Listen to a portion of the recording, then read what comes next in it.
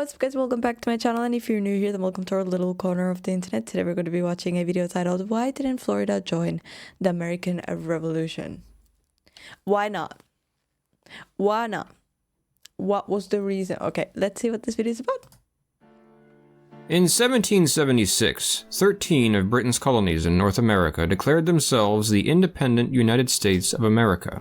To their south, however, were the British colonies of Florida, which, even though they were invited, did not join the rebellion. Why not? Ladies and gentlemen, hello and welcome to Fire of Learning. Before we explain, we would like to thank Anne Barak, Sean Greening, Mary Johnson, Thomas Boland, Sharon Thabois, Mark Monroy, Darian Bates, Violin Viola Masterclass, and Gina Bonomo for being our most recent Oh, that's so sweet that they thanked them in a video. I love that. supporters on Patreon. They join these supporters who help to make videos like this possible.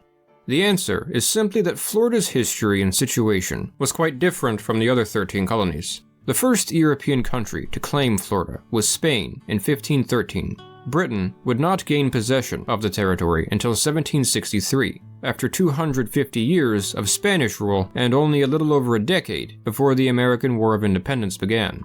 During the 7 Years' War, the North American part of this war being known as the French and Indian War, the British captured the city of Havana in Cuba, which was owned by Spain, and retained it all the way to their overall victory in the war in 1763. The Spanish were eager to get control of this valuable colony back. During peace negotiations, in exchange for Havana, they offered the British Florida, which the British accepted. When Florida was transferred to Britain, the vast majority of Spaniards living there left to go to Cuba. In comparison to its other colonies, the Spanish had never heavily settled or developed Florida. Thus, only a few thousand Spaniards lived there at the time, almost entirely in and around. What? How many? Thus, only a few thousand Spaniards. Only a few thousand. That is not a lot of people. Like, that's like you could fit that in a hotel. Right? Like, well, in a big hotel. lived there at the time, almost entirely in and around the settlements of St. Augustine and Pensacola. The British. I wonder how much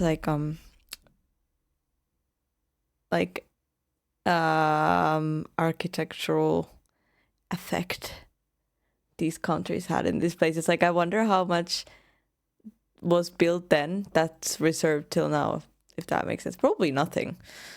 But still, I don't know. What am I talking about? British divided the colony into East Florida and West Florida, centered around these two settlements, the latter extending well outside the modern borders of the American state. Britain would put more effort into settling and developing Florida, seeing great success. However, it was still a fledgling colony when the American Revolution erupted the following decade. In spite of their small size and age, both Floridas were actually invited by the Patriots to the Continental Congress, and so the opportunity for them to join the revolution and become the 14th and 15th colonies did present itself. However, the British inhabitants of Florida retained strong loyalty to the Crown for multiple reasons. Firstly, of the less than 10,000 European inhabitants, many were not only loyalists, but actively a part of the military, some having been veterans of the French and Indian War who had been given land for their service. Even of the civilian population, a fair portion was recently from England itself. Furthermore, the Floridas, being so new and undeveloped, were still very reliant on Britain to develop, settle, and protect them in a way that the 13 colonies were not, and most certainly considered themselves better off as a part of a powerful empire than in the United States, whose future, even if victorious, was entirely uncertain. Self-government at this stage. That's so crazy to think that there was a time. Like, I wish, this is like, again, these types of videos make me think, like, I wish we could bring someone from that era here and be like, look, even though they probably get a heart attack, but still, it would be really, really cool. Like, I would love to see that person's, now that would be a freaking reaction channel that I would watch. Someone from like the 1980s. Not the 1980s, that's too close. Someone from like the 1860s. Yes. Somewhere around that time. Like, would just teleport here and be like, like imagine them seeing like AI, I don't know, like cameras, phones, like touch screens. That would be so cool. Or like New York with the huge like I don't know. I would love to see that. Was unrealistic and could have been disastrous, regardless of any sympathies that the Floridians might have had. Being so new, they were also not as closely connected culturally, politically, or even geographically, due to the amount of undeveloped land in between them to the other 13 colonies. Certainly nowhere near as connected to the region surrounding it as the modern state of Florida is to the states surrounding it. Also, like many Southerners in particular at this time, they may have feared that, as the Florida colonies developed, independence could ruin potentially highly beneficial economic ties to Britain. Finally, the Floridas did not share many of the same grievances that the other colonies had with the Crown. For example, they were not as affected by the increased British taxes on trade goods because they were not as engaged in or reliant on trade, and, hoping to attract settlers to their colonies, were not as frustrated by things such as the Royal Proclamation of 1763, which forbade settlement west of the Appalachian Mountains, to name a few. As the Floridians generally did not have great cause to contest British policies, Britain never had cause to crack down on them, and so their relationship with the mother country was actually quite good. Thus, while it seems a handful of British Floridians traveled north to join the Patriots, the majority of them remained loyalists when the war broke out. When news of the Declaration of Independence reached St. Augustine, effigies of John Hancock and Samuel Wow. Can you guys read joined the that Patriots, text? the majority of them remained loyalists when the war broke out. Wait. When news of the Declaration of Independence Oh my god, it would take me a year to get through this paragraph. Oh. reached St. Augustine, effigies of John Hancock and Samuel Adams were burned in the streets. As a result of their position right on the border of this uprising, the city of St. Augustine in particular became an important base of operations for the British effort during the war. Florida was also a refuge for loyalists fleeing the southern colonies. American forces made a few small incursions into Florida, but were defeated each time. In 1779, Spain went to war against Britain, and soon invaded West Florida themselves. Spanish Governor Bernardo de Galvez captured many West Floridian settlements, including the city of Pensacola in 1781.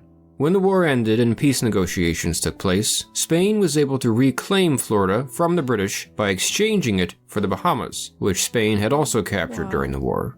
The American goal of the war was mainly the independence of their core territory. They would not have challenged an ally over further territory, even though it seems America's founders did recognize the potential Florida had.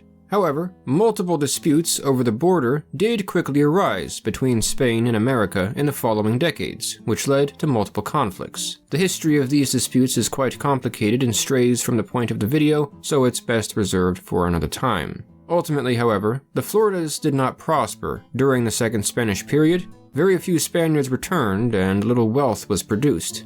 I am so biased when it comes to Spain, but no wonder. I'm kidding. I'm sorry, Spain. I'm sorry. Spanish decided that the cost required to manage Florida and defend it from Native Americans and the potential threat posed by the increasingly expansive United States was not worth it. As a result, they sold it to America in 1821. I hope you enjoyed this video. If so, I invite you to come check out the rest of Fire of Learning and to subscribe to see more videos like this in the future. To support the channel, you may make a donation through Patreon, the link to which is in the description. A special thanks to our current supporters, once again listed here. We also have a science channel much like this called Lucinox, where we have just uploaded a video, so be sure to check that out too. Thank you for watching.